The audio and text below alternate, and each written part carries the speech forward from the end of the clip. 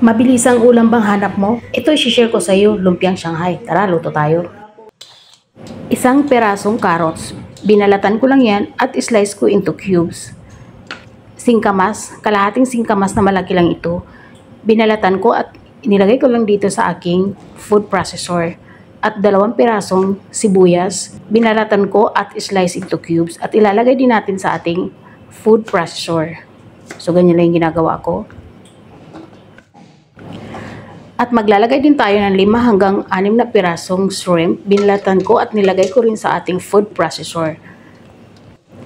At i-blend lang natin ito lahat. Dipilingin natin ito gamit yung ating food processor. So, ganyan lang kabilis. O, tingnan nyo naman. In just ilang minuto lang. So, meron na tayong grind na mga vegetable. Kasama na dyan. Pwede mong inalagay na dyan yung mga seasoning. Pero ako hindi ko na nilagay.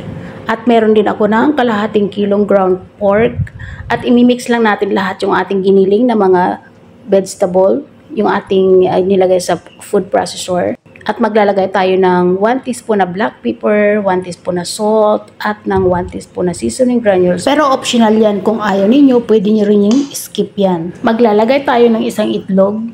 Pang binder natin yan sa ating pork Shanghai.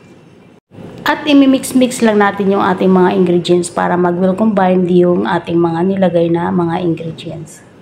At mag-a-add lang ako ng splash of Knorr seasoning. Kung ayaw ninyo, pwede nyo skip. Pwede rin kayo maglagay ng tuyo dyan. Pero ako, Knorr seasoning yung aking ginamit.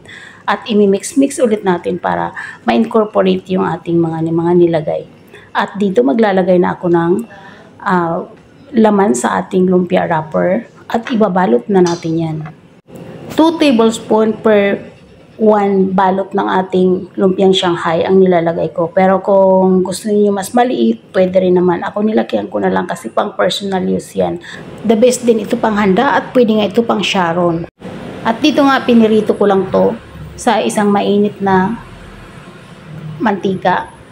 At lulutuin lang natin ito hanggang sa mag golden brown.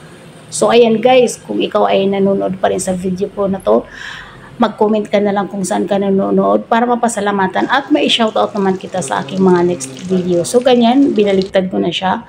At pagka naluto na ay atin na ipi-plating. Ipapatuloyin muna natin yung ating yung oil. At in just mga 30 minutes lang, meron na tayo ng lumpiang Shanghai. So, ayan. Bago tayo magtapos, kung ikaw ay bago sa aking channel, please subscribe, pakiring the bell all para every time na nag-upload ako ay man-notify ka. At hanggang dito na lang tayo. Bye! Thanks for watching!